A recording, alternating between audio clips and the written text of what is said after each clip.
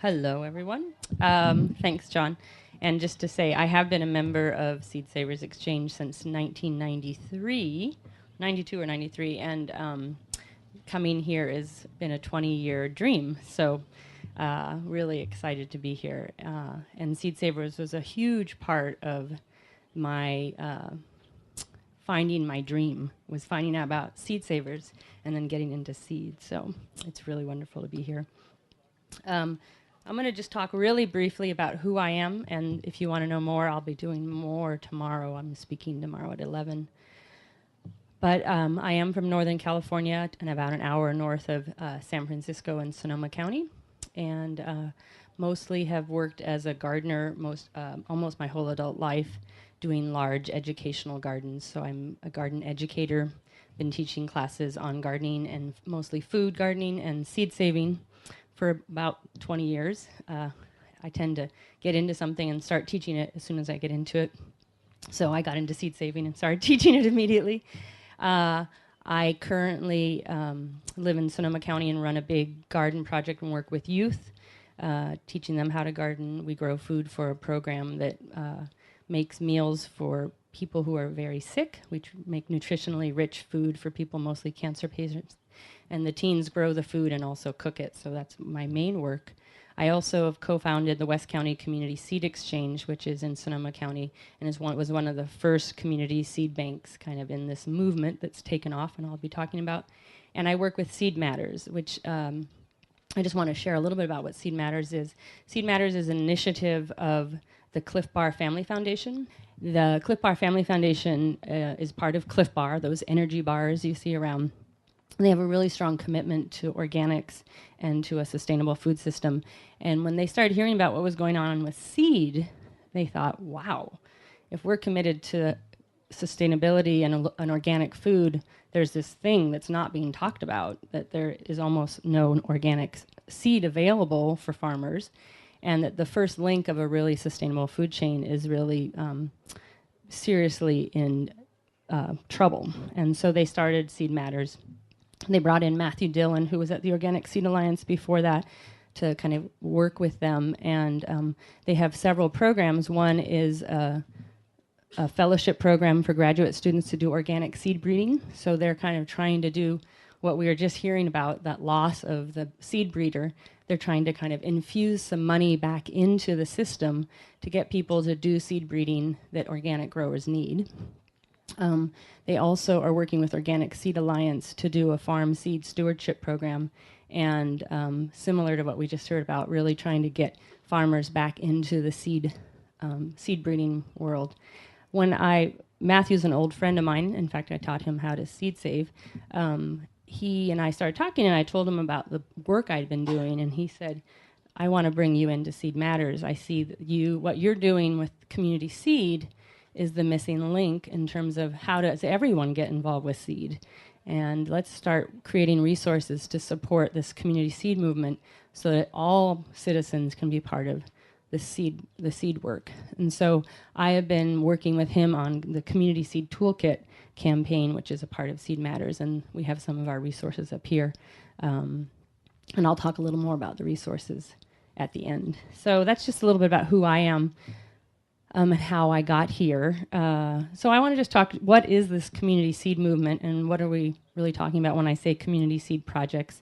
Just to let you know, I decided to do my PowerPoint in the end. I'd heard it was going to be a TV, and I thought, oh, it's kind of small screen, distracting. But then I saw it was a big TV screen. I forget that TV screens can be big. So I just decided to do it. And I will be, if you're the type of person who likes people who follow their PowerPoint, you're going to get annoyed probably because I'll go on some little sidetracks, but I thought there was some information and some resources at the end that would be useful, so I'm going to go back and forth.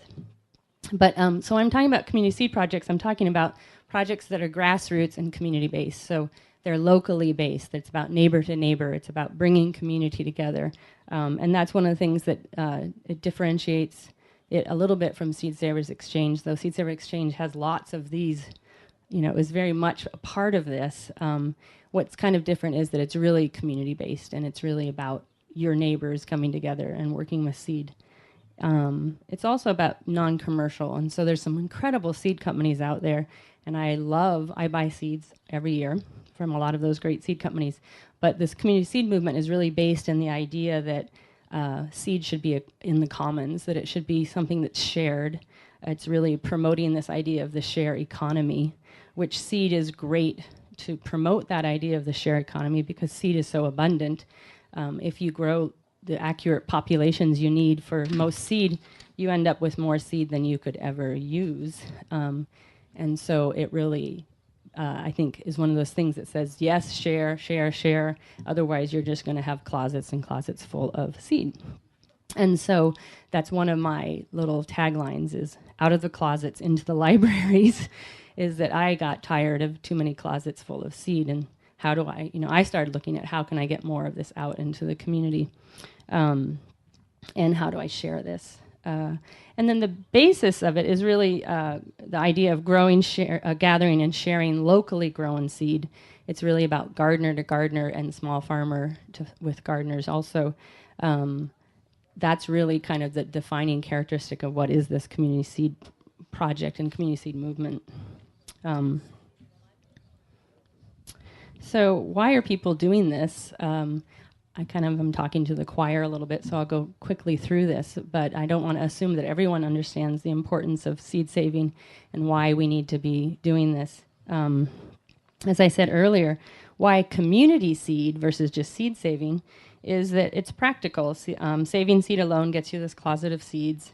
It's abundant. We need to share it. So community seed projects are just kind of the practical outcome of any seed saving, if you ask me. And what better to do than share it with your neighbors and build community while you're going.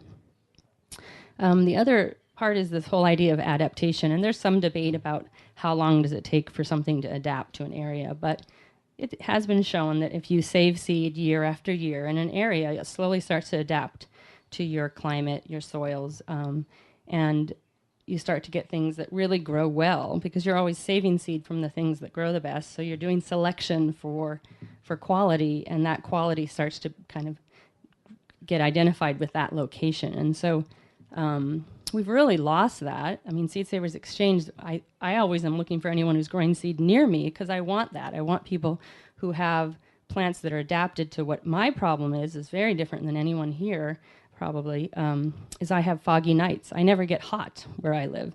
So I can't grow a lot of the hot crops unless they've been adapted to, they've been slowly, if they have to be either varieties or they've been adapted to actually deal with cool nights every night. So we're always looking for plants, and we're wanting to save seeds year after year to hopefully get some adaptation for that. The other part of why people are really getting into community seed is this community resilience. And I feel like resilience is the new word for sustainability. It's kind of the hot word in the alternative world. And I think it's that idea that how do we withstand as a community and as individuals all the possible things that could come with climate change, with some people say peak oil, with economic collapse, with all the possibilities in our future. Or even when you watch something like what happened in Japan with the nuclear reactors, or with the tsunami and nuclear reactors, how do you respond to emergency?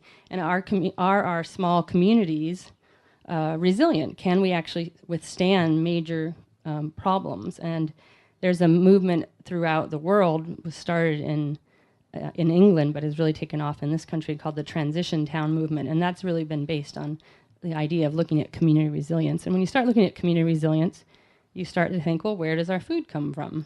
And you think, well, we really need to support a local food system.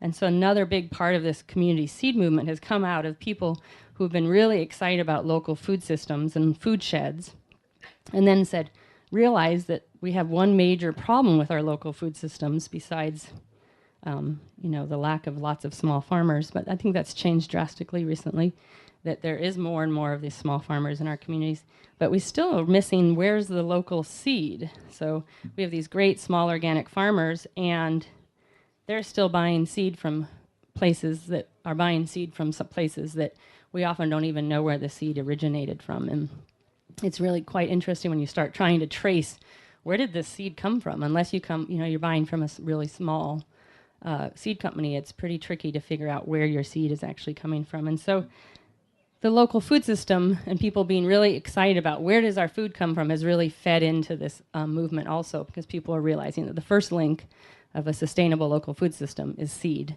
And if we don't start having some sources of local seed, then we're really at risk for, we're at the whim of other large distributors and companies elsewhere in the world.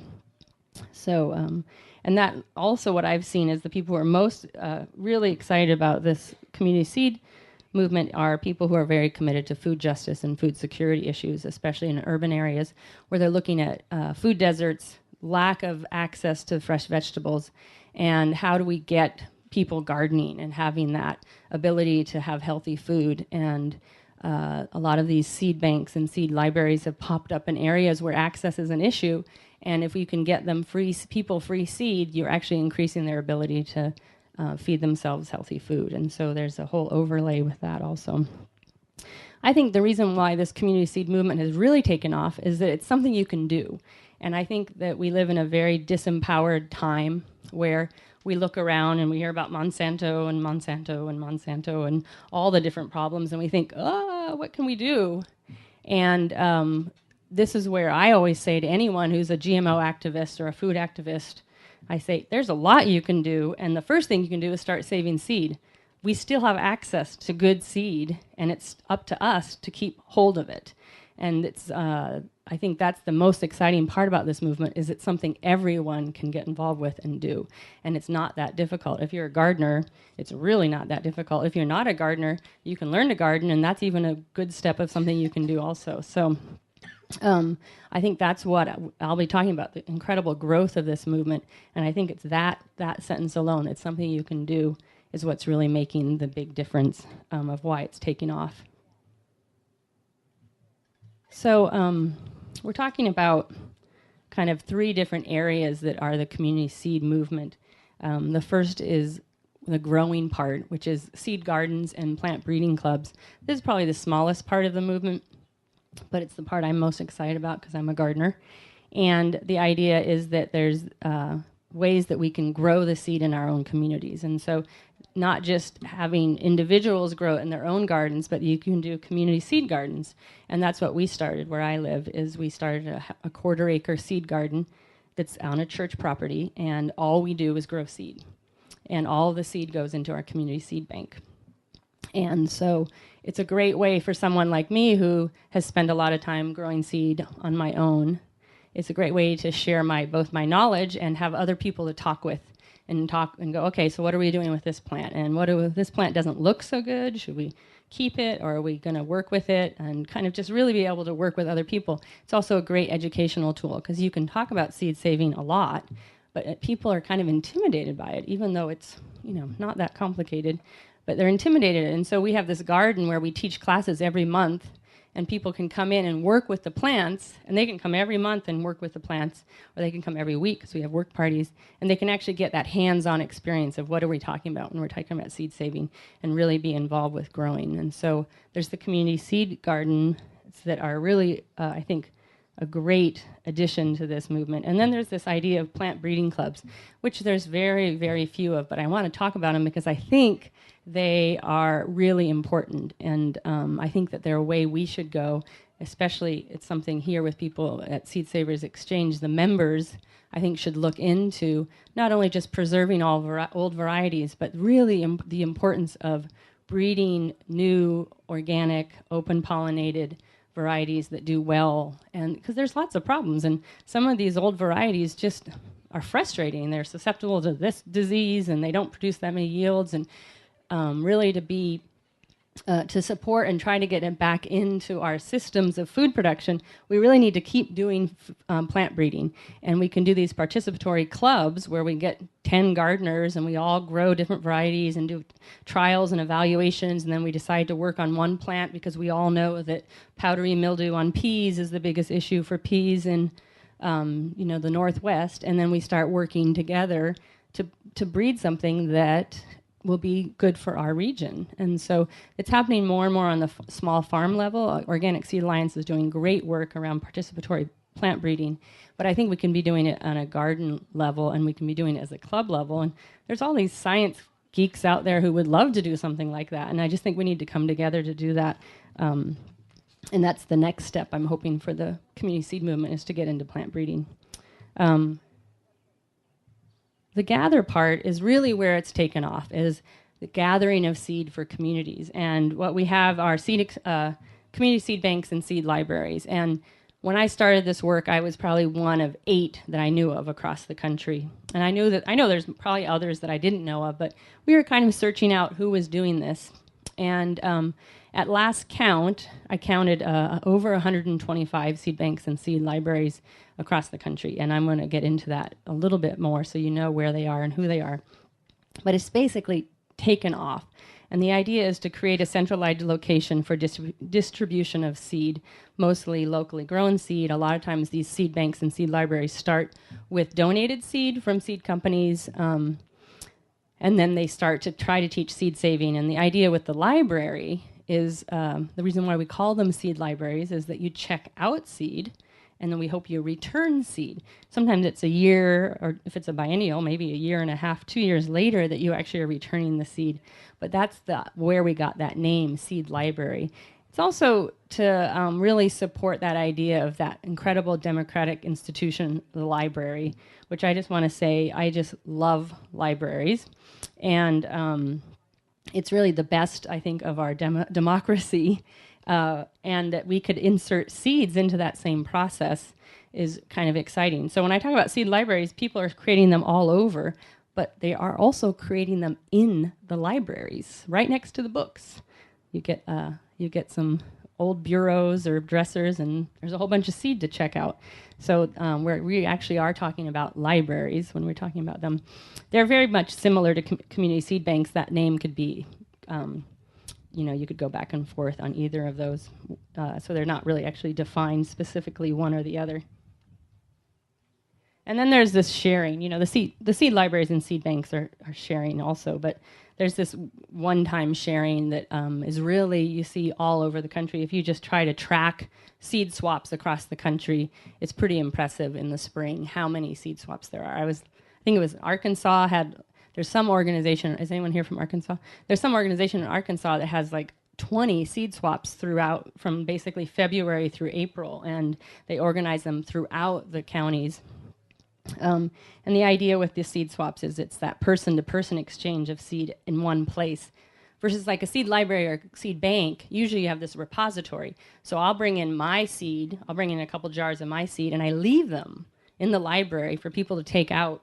I just gift the library with that, and then people can come and take it out. And the idea with a seed swap or a seed exchange is it's person to person. So you bring your seed, and you might share it with Jeff over there, and he's going to share a seed with you. It's not always an exchange. In fact, I've been organizing seed swaps for about 15 years, and I call them seed giveaways. Sometimes I call them seed for alls. They're kind of crazy sometimes, and if you're one of the people who's bringing seed, you feel like you're giving a lot, and sometimes you don't feel like you're getting anything. And I always just try to channel the seed, because the seed gives a lot, and it wants to go out. It doesn't want you holding it on. And so whenever I start feeling like I'm giving way more than I'm getting, I remember that I have 2 gallons of beet seed in my closet, and I think, I do want this all out. But so anyway, seed swaps are another way, and they're really the first way many people in this community seed movement get started, is they go, okay, let's organize a seed swap. And then you have so much fun, and you get to talk with all these people who are into seed, and you go, well, let's do this more often. And then you think, well, maybe we could do a seed bank or a seed library. And and then you get into the seed library thing, and then you think, I wish we had more ways to grow seed, because there isn't enough seed coming back, and our seed library needs more local seed. And then you think, I'm going to do a seed garden. This is exactly what happened to us. And so we're going to do a seed garden so we can grow more seed, so the seed library is really full, and then we want to get it out even more, so we're going to go back and do seed swaps also that really open up to the whole community, because not everyone comes to the library, and so they all start overlapping, and it just gets very seedy. But it's fun.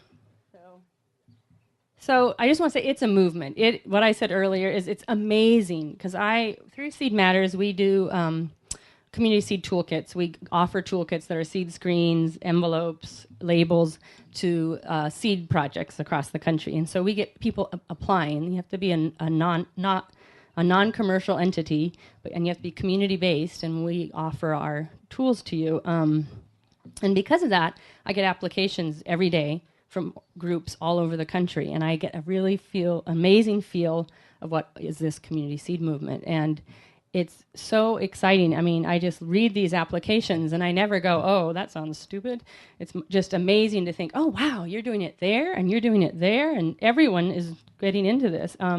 So like I said, when I started 6 years ago, I got inspired because I heard about an organization in the Bay Area, in San Francisco Bay Area, that was doing it, and I thought, we should do this here. So we started it, and then within about 7 months, I thought, well, we should all get together, those of us who are doing this seed bank, seed library stuff. So we organized a little summit, and there were seven groups. 3 of them were just starting, and most of them were in the San Francisco Bay Area. And we were like, well, who else is doing this? And we didn't really know of anyone else. So we started putting together resources and support information about how to do this.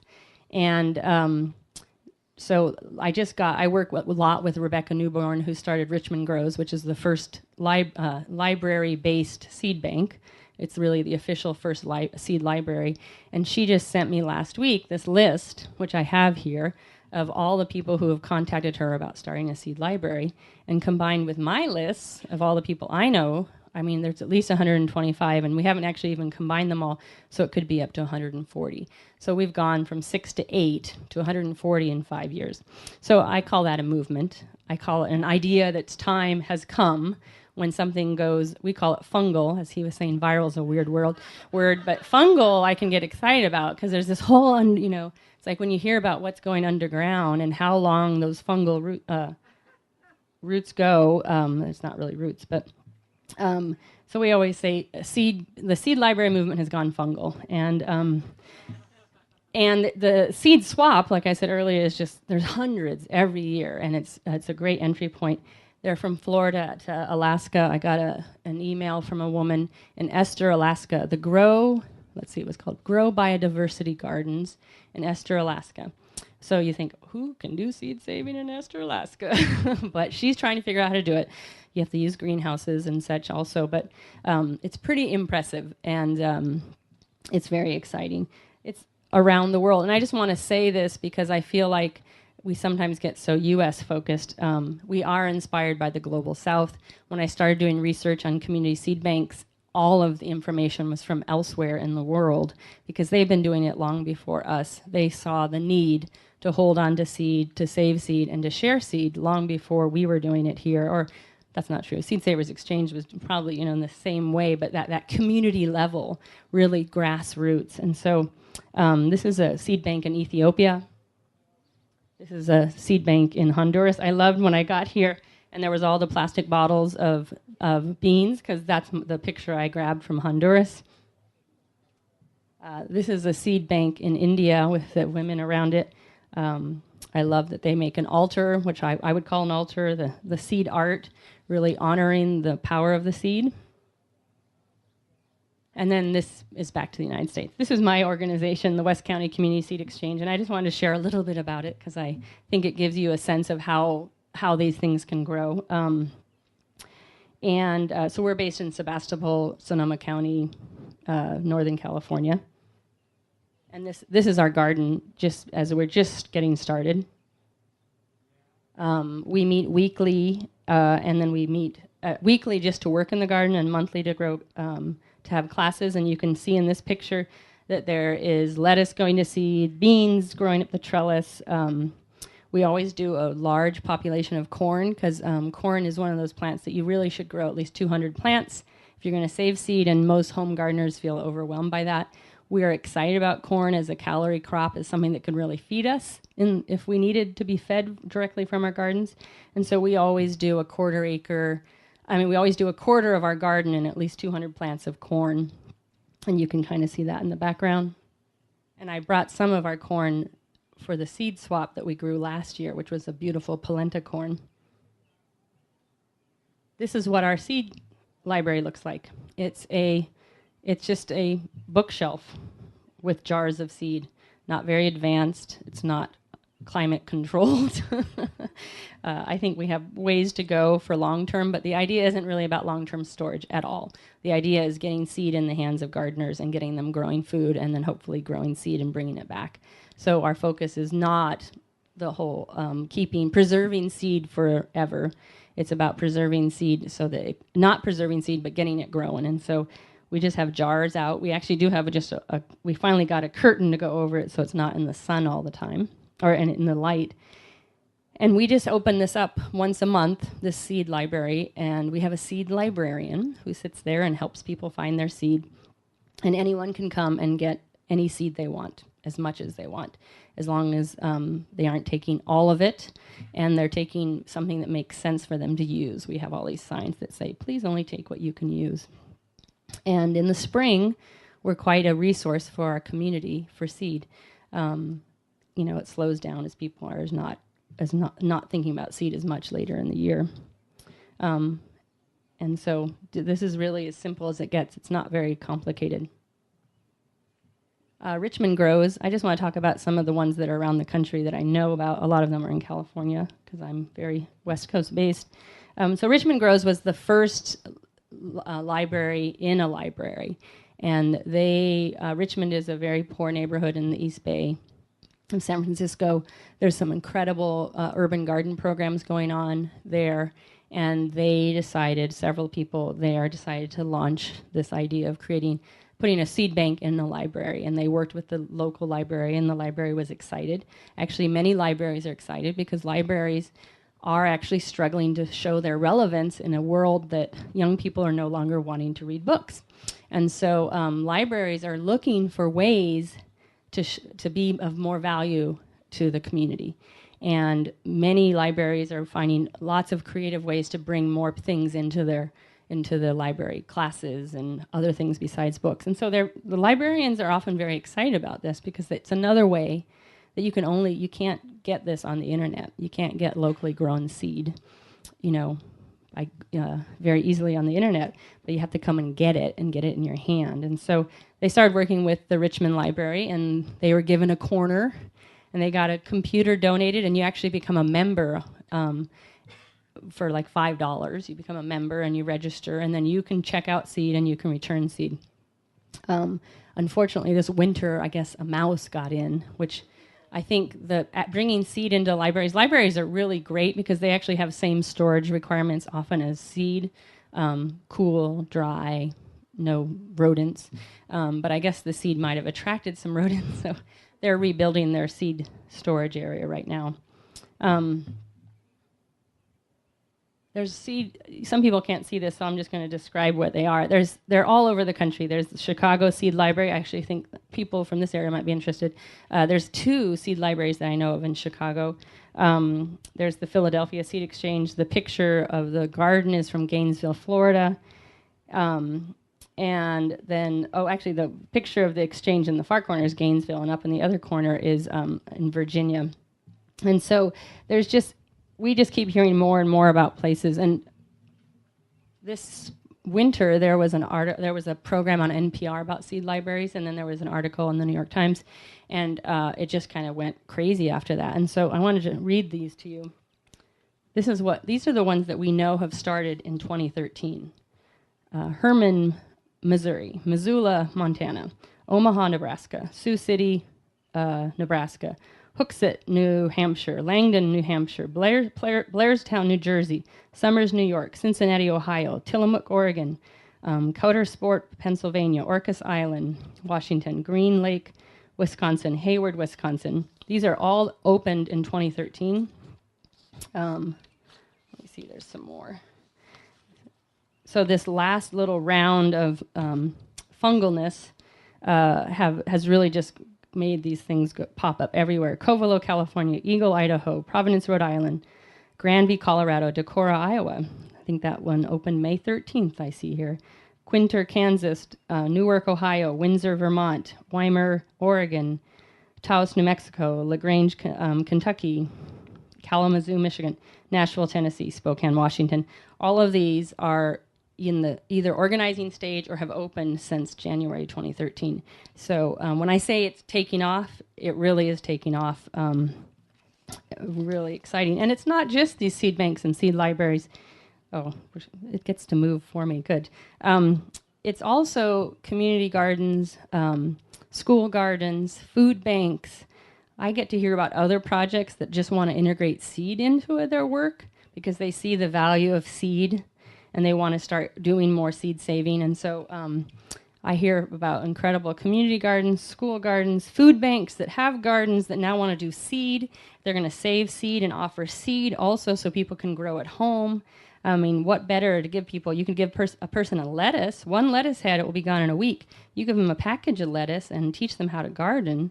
They can have lettuce for the year. It's like so much more empowering to give them the skills than just give them something that will be gone right away. So it is really just taking off all over. It's pretty amazing. I'm just going to quickly go through. These are a bunch of pictures of different seed banks and seed libraries. I just want to say Seed Library of Los Angeles is one of the most organized. They have a couple incredible organizers that have really put together some systems that are very useful, because part of the big thing is anyone who organizes seed knows is, and how you have people coming, taking seed out and returning it, is how to organize it and create databases. And they've really done a great job. But this is how their seed is. They have gatherings every month also, and this is their seed laid out for people to look for.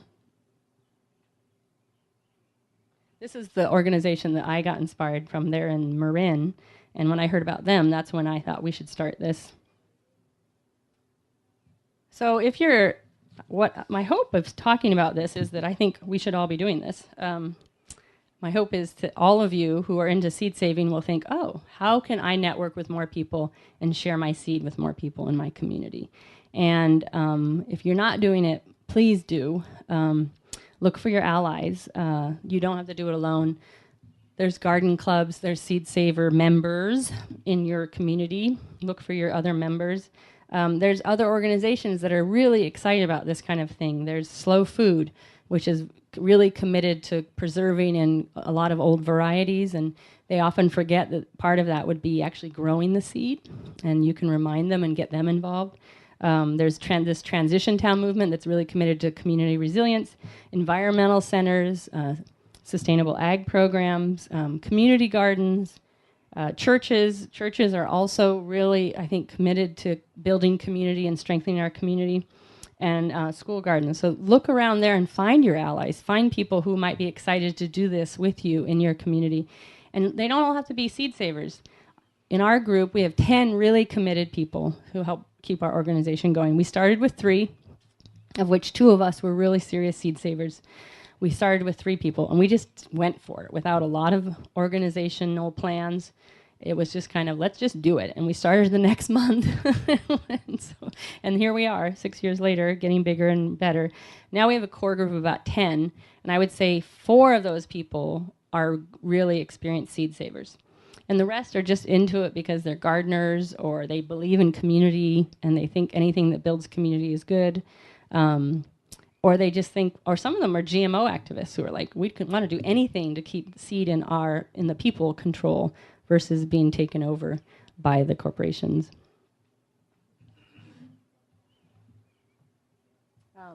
When you're organizing this, you have to kind of think a little bit about what your goal is, then, because the people approach this community seed projects from different angles, and you need to really decide what your angle is, or whether it's all of them.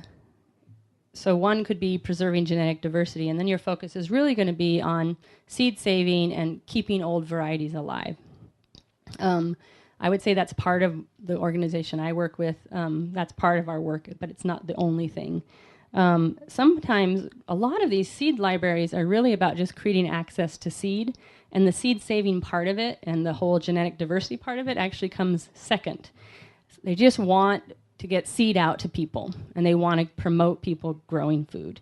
And a lot of the urban ones, I see that a lot, and it's kind of like they do this one step, they get a bunch of donated seed, and then they start offering the seed to people, and they try to get people to, maybe return seed. But because the first one isn't really that involved, and they're not doing a lot of active seed saving, they start to flounder, and then they realize, oh, we really need to make this commitment to seed saving. And that needs to kind of come up in their goals. And then they start teaching more seed saving and really creating that as the base. And then some people just want to do it because they love to talk to other gardeners. And the seed swaps are a great way to do that also, is that you just want to get together with everyone in your area that gardens and talk about what varieties you like and what grows well. And it's really fun to talk to other gardeners, to learn all of that and to share your knowledge. And then other people approach it more from a community organizing approach, which is just anything that can bring people together is good. And this is another great way to do it. So your goal could be all of those, or it could be more one or the other, and how you approach it and what you choose to do is kind of dependent on that. If you're just wanting to create a network of gardeners, I would say, well, just start with regular seed swaps, like twice a year. Do one in the spring or in the winter when everyone's looking at seed catalogs, and then do one maybe in the summer for fall planting or something. So kind of what you decide to start doing is really dependent on what your goal is. Things you really want to consider as you get into organizing this is, do you want it ongoing, or you just want to do something one time? And I always encourage people, start with a one-time seed swap, and then you can decide if you want to go ongoing. But do you really have, how much time do you have, and do you really want to make a commitment to an ongoing project? And how many people do you have? That's a big question. Is if you're just you, I mean, there's a lot of things happen with just one person, and a lot of things happen with 3 people. And sometimes that's all it takes is a couple, people who this is what they're really excited about. But the more people you have involved, the less it will weigh on you. I do admit that every week when I go to the seed garden, sometimes I think, oh, I wish there was a few more people holding this. And then you need to think about whether you have a site. And if you have a site where you could either do a seed bank or a seed garden, that creates a lot more opportunity of what you can do. There's a lot of options for sites. Churches are great for garden spaces. They often have big lawns that really need to be transformed into a more useful purpose. We've found environmental centers, and then also just individuals sometimes have places that you can garden for seed. And then in terms of the seed banks, I've heard of them in just barns at a farm that's got a community, maybe a community-supported agricultural program, so lots of people come and go from that farm anyway. They've been in environmental centers that are open. They're in churches, they're in libraries, and they've been in random places too, just kind of public spots. And sometimes people just have something that's more portable, and they just open it up at the farmer's market, and they just bring all this seed and offer their seed as the seed bank at the farmer's market. I always say start small, build it as it grows. Like I was saying, start with a seed swap, get excited, get some more people involved, look at maybe starting a community seed bank or seed library. Then maybe you're going to do what we did, start the seed garden. But really make sure you don't overwhelm yourself. One of the things we discovered was that education had to be the basis of our organization. That if we weren't teaching people why and how, that it really didn't make sense to most people in the community. And the why, everyone here I think knows, the preservation of genetic diversity, the takeover of our seed industry by multinational corporations, genetic contamination by GMOs. There's lots of reasons needing to make sure the first link of our local food system actually exists. All of those are really good reasons. And sometimes you have to teach people that, who are really excited about local food, who are really against GMOs, who are wanting to build community resilience. Sometimes they don't think about seed. And so you got to keep pushing that agenda and make sure they understand that. And then you have to teach seed saving over and over and over again. I teach Seed Saving 101 or beginning seed saving probably 4 times a year in our community, and the same people come every time. Because it just, every time they take a little bit more, they take up one plant and they figure it out, and then they come back and learn some more.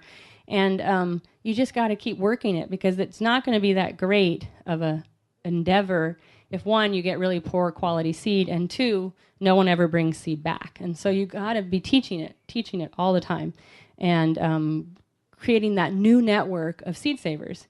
I mean, you can start it with the original network of seed savers, but I guarantee you that it's going to be like this. It's going to be a small little circle. And the only way any of these are going to build is if you increase that circle of who's saving seed in your community. And the only way that will happen is if you teach a lot of seed saving. The other thing is that there's a lot of resources out there. You don't have to reinvent the wheel. Part of why I like to talk about this is that people read about it or in the newspaper or on NPR, and then they just think, I'm going to do it. But they don't realize that there's all these resources to help you do it, and you don't have to figure it all out from scratch. So make sure you reach out to those organizations that have been doing this work and look at the resources and find out how they approached it and how they dealt with some of the problems. I want to just talk about one of the major problems, and I have 2 takes on this. And it's the way I approach seed saving, too, which is I always say, just start saving seed. Whatever it is, just let it go to seed and get excited by it. And then I say, and then learn how to do it right.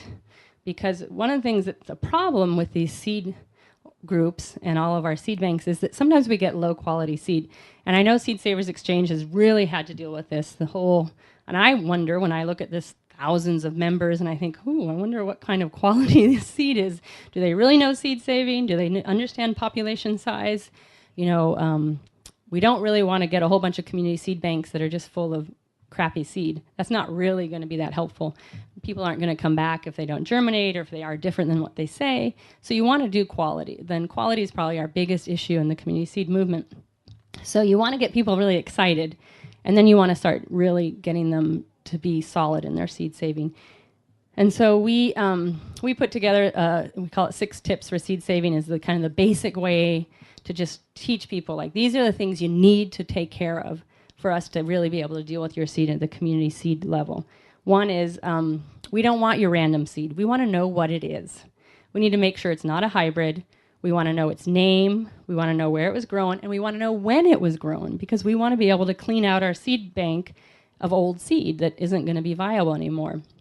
And so that's a really big thing. You think, just know that, get people to tell you the name and when they grew it. That's actually really tricky.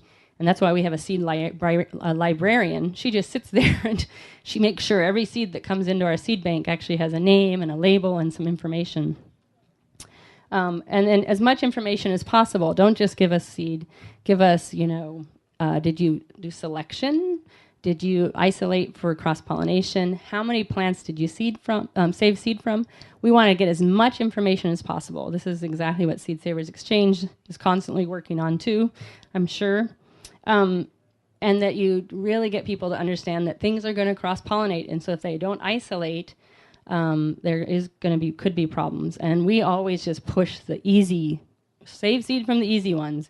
Start with beans, peas, lettuce, and tomatoes, and you're going to not have as much problem. And so I always just push that, and then we kind of bring people into the more advanced seed saving from there.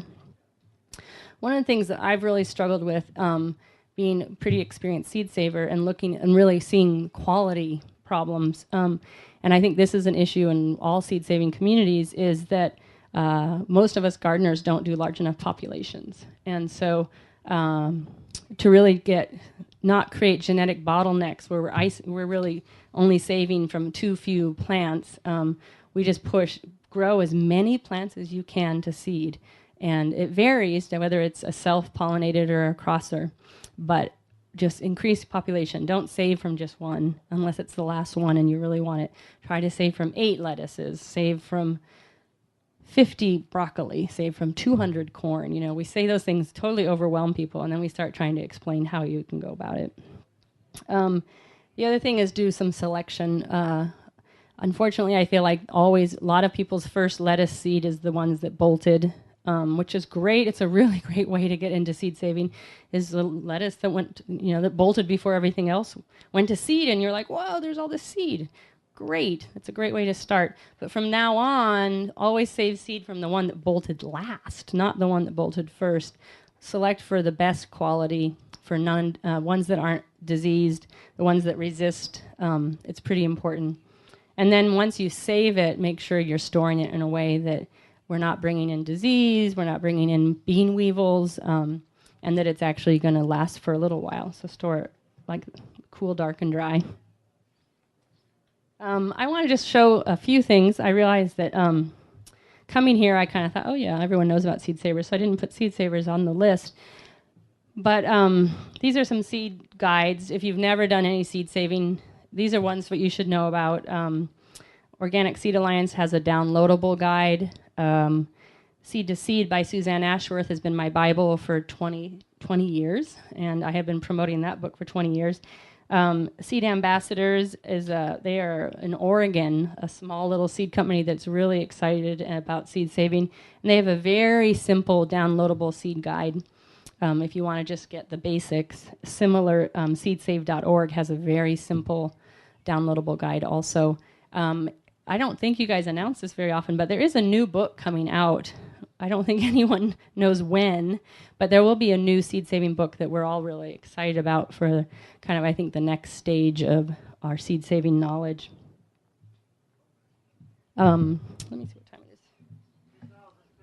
Yay, 2015.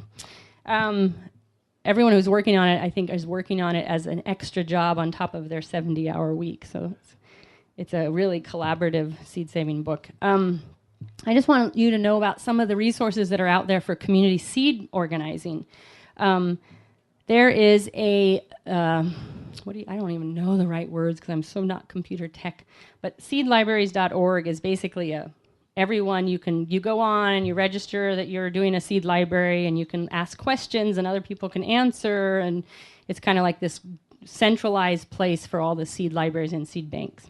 And if you have a seed library or seed bank and you aren't on that, you should get on that, because we're really trying to make that be a resource where everyone can share information. Richmond Grows Seed, as I mentioned earlier, they've been incredibly helpful in so many of these seed libraries getting started. Rebecca Newburn is amazing in her work with promoting seed libraries, answering hundreds of questions. They have a really great basic how do you start a seed library guide. They have downloadable little signs that you can just post, because they organize their seeds from easy to hard, and so they have all these ways that they organize their seed. Easy on seed saving, the skill level. And so they have a whole description of how they work with their seed. Native Seed Search is Bill McDorman is now doing seed school and seed library schools, and they're in Arizona. And they've done one seed library school, which is a week-long organizing workshop on how to do a seed library. They also are doing these week-long seed schools. If you just really wanted to get into seed saving, that's a great way to just do an immersion program. There is this Our Seeds. It's a wiki space. It's kind of old. Now we're moving to the seedlibraries.org. That was the original place that we were all kind of communicating with each other. Seed Savers Exchange in this last year has done a webinar on how to start a seed library, and I think are going to continue to do more and more with this. We're in a conversation, Seed Matters is in a conversation with Seed Savers Exchange about how to collaborate more and how to have kind of this local community work really marry with all of the work they've done and all of this incredible network. And we're hoping that you as seed savers will be mentors for a lot of these programs. So there's a lot to collaborate and work there, and I'd be watching for resources coming off on their website too. And then Seed Matters, who I work for, we have a series of resources that are downloadable. I have samples. Well, I have a lot of them up here, and some of them I only have a sample of. How to organize a community seed bank, how to organize a seed swap, 6 steps for seed saving, a basic seed saving chart that has distances, whether things are self-pollinating, this basic info on seed saving, and how to organize a community seed garden. And all of those are also available at seedmatters.org, and you can just download them and print them, or you could come up and get some if you want. We have these, Seed Matters also, as I mentioned, has these community seed toolkits, a physical toolkit that includes seed screens for cleaning seed, envelopes, because you need lots and lots of envelopes. That's kind of your initial envelope, and then labels to go on the jars, or to kind of give you a sense of, everyone who starts these things always has to figure out, well, how do we want to label our seed? And so we kind of looked at everyone's seed labels and came up with a generic one that can go on your jars and envelopes of seed. And those you can apply for if you go to seedmatters.org. Oops, I just went through that. I just want to show this corn. This is the Oaxacan green dent corn. I think they mentioned it was up on the South Farm when we went by.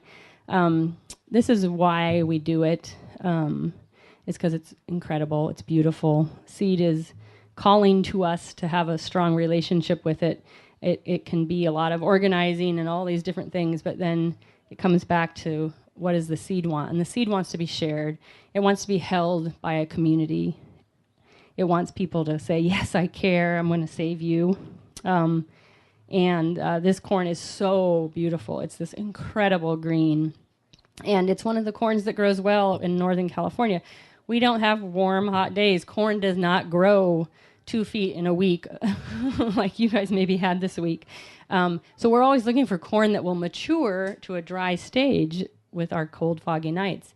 This corn from Oaxaca, which you wouldn't think would be the corn that would work for us, actually is working really well for us. And so it's one of the ones we've been growing in our community seed bank, grinding it up and making cornmeal or putting it with lime and nixtamalizing it and making it into tamales and tortillas. But I just always like to end with this corn because it's really the seed that's calling us forth and the seed that's going to bring us together, I think. And I hope that you all are inspired by seed. And if you've never really seed saved and you've never really run your hands through a bowl of seed, please do. And you'll get the bug and you'll want to do it forever and with other people. So great. Thank you.